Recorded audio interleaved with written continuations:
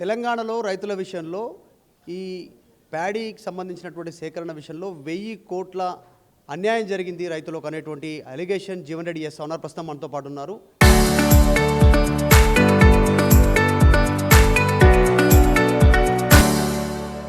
ఎట్లా గుర్తించేస్తారంటే ఎట్లా జరిగింది వాళ్ళ నేను ఏదైతుందో ప్రాక్టికల్గా ఆధారపూరితంగా చెప్తున్నానే. వాళ్ళ ప్రొక్యూర్మెంట్ తదుపరి ఏదైతుందో ప్యాడీ లారీ రైస్ మిల్లుకి పోతుంది. రైస్ మిల్ పోయిన తర్వాత ముందుగా రైస్ మిల్లో చేయబోయేది ఏంటి ప్రక్రియ అంటే ధర్మకాంత మీద తూకం వేస్తారు. ధర్మకాంత అంటే ఇది ఆటోమేటిక్ వైయింగ్ మిషన్. అది పరిగణలోకి తీసుకొని దానికి అనుగుణంగా రైతుకు పేమెంట్ చేయాలి. అది చేయకుండా ఏదైతుందో ధర్మకాంత తూకం ఎంత వస్తుందో దానికి వెళ్ళి ఏదైతుందో మళ్ళీ 5% 10% కూత పెట్టి ట్రక్ షీట్ జారీ చేయించి ఆ ట్రక్ షీట్కి అనుగుణంగా పేమెంట్ చేస్తున్నాం.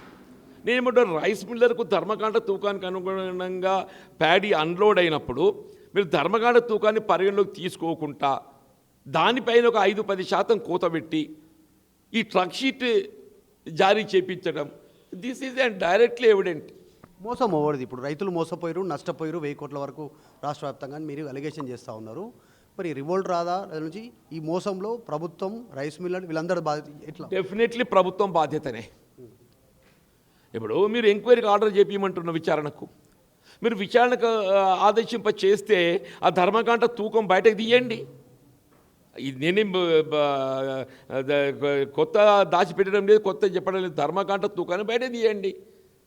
వీళ్ళ సివిల్ సప్లైస్ కమిషన్ ఉన్నారు, జిల్లా కలెక్టర్లు ఏదైతే ఉందో ఆ ధర్మకాండ తూకాన్ని బయట తీపేయండి. దానికి ట్రక్ షీట్ మధ్య వ్యత్యాసం ఏదైతుందో పరిగణలోకి తీసుకోండి. దాన్ని ఏదైతుందో దోపిడీగా పరిగణించండి, దాన్ని అవినీతిగా పరిగణించండి. ఆ వ్యత్యాసాన్ని రైతుకు చెల్లింపు చేయండి. మీరు విచారణకు ఆదేశింప చేయకుంటే డెఫినెట్లీ ఈ దోపిడీ ఏదైతుందో ప్రభుత్వ కనుసన్నల్లోనే జరిగిందని చెప్పి భావించాల్సి వస్తుంది. మీరు భావించాల్సి వస్తుంది అంటారు. ప్రభుత్వం ఇనిషియేటివ్ తీసుకోకపోతే, దీని మీద ఎంక్వైరీకి ఇవ్వకపోతే what is the next step? BRS ఏంది జీవన్ రెడ్డి? చూద్దాం, ప్రజలు తీసుకెళ్తాం, రైతులను తీసుకెళ్తాం, రైతులను చైతన్యం చేస్తాం. ఇవాళ ఏదైతే ఉందో చేయగలిగేది మరి నేను ఇవాళ ప్రభుత్వం దొంగకు తాళ చేయించినట్టు నేను ఇట్లే ఉంటాయి నేను అని చెప్పండి. ఎవడేం చేయాలి? రేవంత్ రెడ్డి దొంగన, రేవంత్ రెడ్డి దొంగన, ఉత్తమ్ కుమార్ రెడ్డి దొంగన, మొత్తం అధికారుల కన్సర్న్లో జరిగింది. ఇవాళ దొంగతనాన్ని ఏదైతే ఉందో వెలికి తీయడానికి ప్రభుత్వం సిద్ధంగా లేదు. ప్రభుత్వం సిద్ధంగా ఉంటే విచారణకు ఆదేశింపజేయండి. Otherwise you are directly responsible. Revanth Reddy గారే కానీ ఉత్తమ్ కుమార్ రెడ్డి గారే కానీ డైరెక్ట్లీ దే ఆర్ రెస్పాన్సిబుల్. మొదటిసారి కాదు ఉత్తమ్ కుమార్ రెడ్డి కానీ, రేవంత్ రెడ్డి కానీ, మిగతా మంత్రులు కానీ కాళేశ్వరం నీళ్లు లేకపోయినా ఎక్కువ పంట పండింది, ధాన్యం దిగుబడి ఎక్కువైంది, మొత్తం కొంటున్నాం. గతంలో బీఆర్ఎస్ కంటే కూడా లక్షల హెక్టిక్ టన్నులు మేము కొంటా ఉన్నాము. వాళ్ళు చేస్తుంది ఒకవేళ అలిగేషన్సే, ఇంకా కొంచెం అక్కడక్కడ ఉంది, అది కూడా క్లియర్ కొంటాం. ఇప్పుడు కాళేశ్వరం లేకుండా మీరు సాగు చేయబడ్డది. వీళ్ళు వర్షాపాతం అనుగుణంగా వచ్చింది, పైన ఎస్ఆర్సీ ప్రాజెక్ట్ ఏదైతుందో నిండింది, దాంతో ఏదైతే నీరు మనకు సమకూరింది. ఎల్లంపల్లి ప్రాజెక్ట్ వచ్చింది. ఇలా కాళేశ్వరం ప్రాజెక్ట్ ఏదైతుందో పైన ఎగువన మనకు సాగునీటి ప్రాజెక్టులు మనకు సరిపడా నీరు పొందలేనప్పుడు కిందికి వెళ్ళి ఏదైతే లిఫ్ట్ చేసుకుంటాం. కిందికి ఎప్పుడు లిఫ్ట్ చేస్తావు? మన గ్రావిటీ ద్వారా కానివ్వండి, పైన ఎస్ఆర్ఎస్పి కానీ ఎల్లంపల్లి కానీ మనకు అక్కడ ఆశించిన మేర నీటి లభ్యత లేనప్పుడు ఎల్లంపల్లికి లిఫ్ట్ చేస్తావు, కాళేశ్వరం లిఫ్ట్ చేస్తావు. ఏదో అదృష్టం మంచిగా ఉంది, పంట పండింది, అదృష్టం మంచిగా ఉంది, కాలం సహకరించింది. మరి ఈ సంవత్సరం ఎల్నినో ప్రభావంతో ఏదైతుందో అసలు ఏమైతే తెలియకుంటుందని చెప్పంటున్నాను నేను. ఇప్పుడు కాళేశ్వరం యొక్క ఆవశ్యకత, కాళేశ్వరం అవసరం ఏముండే అనేది ఇప్పుడు ఏర్పడుతుంది. కాళేశ్వరం అవసరం ఏమున్నది అనేది ఇప్పుడు ఏర్పడుతుంది చెప్పంటున్నాను నేను. ఇప్పుడు ఆ 2 ప్లేసెస్ కుంగిపోయి ఏదైతే ఉందో ఇవాళ 30 మాసాలు గడిచిపోయిందా, ఇంతవరకు డిజైన్స్ రూపొందించలేదు. అదే రెస్టోర్ చేయబడి ఉన్నట్టయితే వీళ్ళు ఎల్నినో ప్రభావాన్ని అధిగమించొస్తుండే కదా. ఎల్నినో ప్రభావాన్ని వీళ్ళు అధిగమించొస్తుండే. వీళ్ళు ఎల్నినో ప్రభావాన్ని అధిగమించడానికి కరువు మరి పరిస్థితిని ఎదుర్కోవాల్సి వస్తుందని చెప్పంటే ఇలా ప్రభుత్వ నిర్లక్ష్యం, రేవంత్ రెడ్డి గారి నిర్లక్ష్యం చెప్పంటాను నేను. కాళేశ్వరం ప్రాజెక్టు పునరుద్ధరణ చేయగలిగి ఉన్నట్టయితే, చేసి ఉండి ఉన్నట్టయితే ఇలా మనకు కొంత బెటర్ ఉంటుంది. ఇప్పుడు గురుకుల టెండర్లలో అవినీతి, మీరేమో allegation BRS working president KTR చేస్తూ ఉన్నారు, డైరెక్ట్గా హరీష్ రావు చేస్తూ ఉన్నారు. 2000 కోట్ల అవినీతి జరిగిందని చెప్పేసి వాళ్ళు చెప్తా ఉన్నారు. ఇచ్చిందే 687 కోట్లకో ఎంతోనో టెండర్ ఇస్తే ఎట్లా జరుగుతుంది? ఒక పీస్ 600 కోట్లు అన్న, ఒక పీస్ 600 కోట్లు, ఒక టెండర్ 600 కోట్లు, మొత్తం అన్ని కలిపితే ఏదైతుందో 2000 కోట్ల పైచీరుకు అనేది ఆధారపూరితంగా రుజువు చేసిండ్రు. మీరు విచారణకు ఆదేశింప చేయండి. ఇదంతా ఎందుకు దాగుడు మూతలు?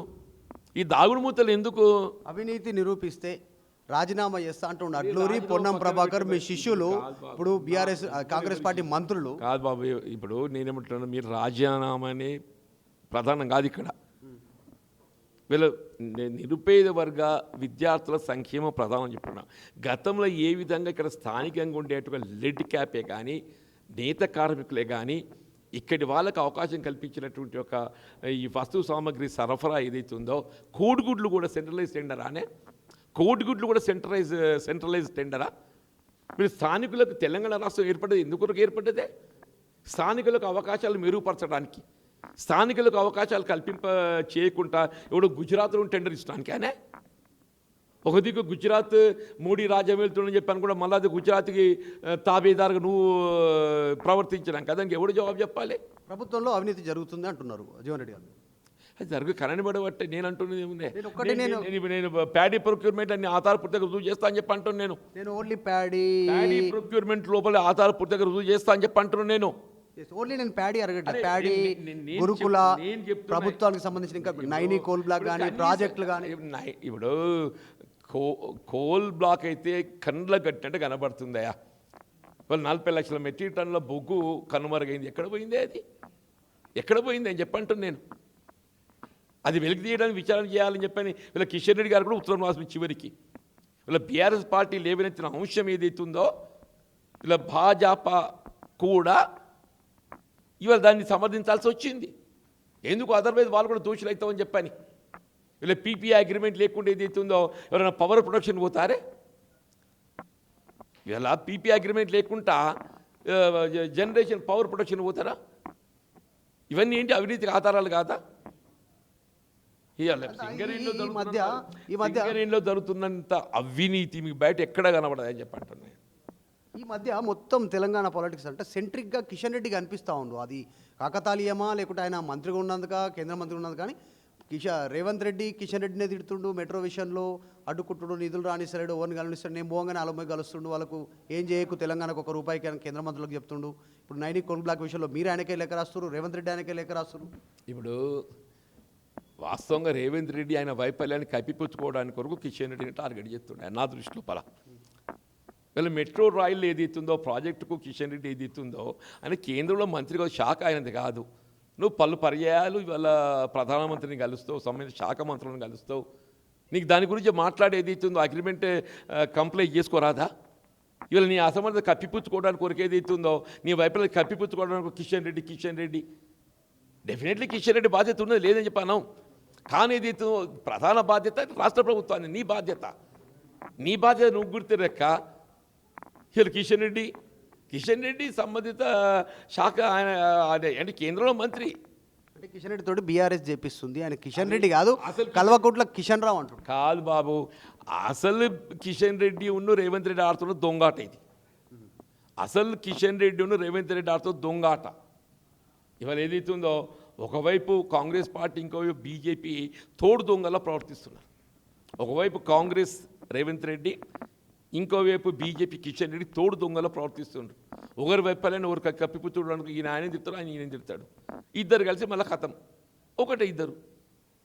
ఇవాళ రేవంత్ రెడ్డి గారి యొక్క పాలన మొత్తం మోడీ కనుసన్నల్లో కొనసాగుతున్నది.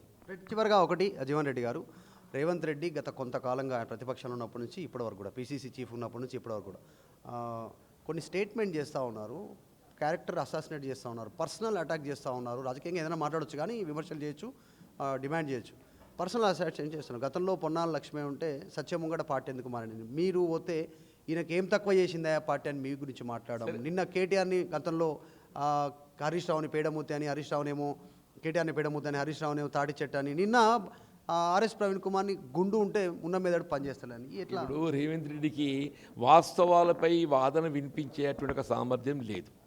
నువ్వు వాస్తవాలపై వాదన వినిపించు. వీళ్ళ కాంగ్రెస్ పార్టీ నాకు చేయలేదని చెప్పి నేను మాట్లాడలేని చెప్పి అంటున్నా. వీళ్ళ కేవలం రేవంత్ రెడ్డి చేయబట్టి ఏదైతుందో వీళ్ళు నేను సఫకేట్ అయిపోయి ఇవన్నీ పార్టీ వీడాలని నేను కోరుకోలేదా? వీళ్ళ పార్టీ వీడే పరిస్థితి ఏర్పడడానికి కారణం ఎవరు? పార్టీ వీడే పరిస్థితి ఏర్పడడానికి కారణం ఎవరు అని చెప్పి అంటున్నా. రాహుల్ గాంధీ గారు ఏం చెప్పి నువ్వేం చేసినవే? ఏమన్నాడు రాహుల్ గాంధీ? రాహుల్ గాంధీ ఏం చెప్పిండ్రు? పార్టీ ఫిరాయింపుల్లో మరింత బలోపేతం చేయాలని నువ్వు పట్టుకొచ్చి ఏదైతుందో టీఆర్ఎస్ అందరినీ సంకలు ఎక్కించుకుంటే ఏం చేయాలి? టీఆర్ఎస్ అందరినీ సంకలు ఎక్కించుకుంటే ఏం చేయాలని చెప్పంటున్నాను నేను. ఇవాళ నేను ఏదైతుందో కాంగ్రెస్ పార్టీ నాకు 4 దశాబ్దాల అనుబంధం అని చెప్పంటున్నాను నేను. కాంగ్రెస్ పార్టీకి నాకు 4 దశాబ్దాల అనుబంధం.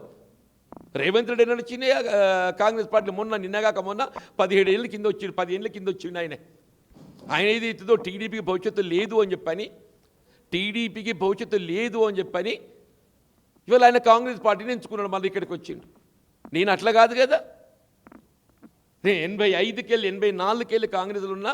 నేను 4 సార్లు ఏదైతుందో ప్రతిపక్షంలో గెలిచిన, 2 సార్లు టీడీపీ అధికారంలో ఉండడం గెలిచిన, 2 సార్లు బీఆర్ఎస్ పార్టీ అధికారంగా ఉండడం గెలిచిన. ఇవాళ కూడా ఏదైతున్నా అధికార పార్టీ వదిలి ప్రతిపక్షంలో పోయినా. ఇప్పుడు జీవన్ రెడ్డికి ఏం తక్కువ చేసిందే కాంగ్రెస్ అంటున్నారు. జనరల్గా మనము రేవంత్ రెడ్డి కూడా కాంగ్రెస్ ఏం తక్కువ చేసిందని చర్చ జరుగుతుంది. రాగానే వర్కింగ్ ప్రెసిడెంట్ ఇచ్చారు, ఎమ్మెల్యే ఎంపీ అవకాశం ఇచ్చారు, పీసీసీ ఇచ్చారు, ముఖ్యమంత్రి చేశారు. అన్నిటికంటే ఎక్కువ ఆయన ప్రాతినిధ్యం వహిస్తున్నటువంటి ఒక మల్కాజ్గిరి పార్లమెంట్లో 7 అసెంబ్లీ స్థానాలు ఓడిపోయింది. ఆయన ప్రాతినిధ్యం వహిస్తున్నటువంటి ఒక మల్కాజ్గిరి పార్లమెంట్లో 7 అసెంబ్లీ ఓడిపోయిండు. ఆయన ముఖ్యమంత్రి ఇచ్చిండు ఆయనకు. మీకంటే ఎక్కువ కాంగ్రెస్ ఆయనకే ఎక్కువ చేసింది. మరి నా కాదే చెప్పంటున్నాను నేను.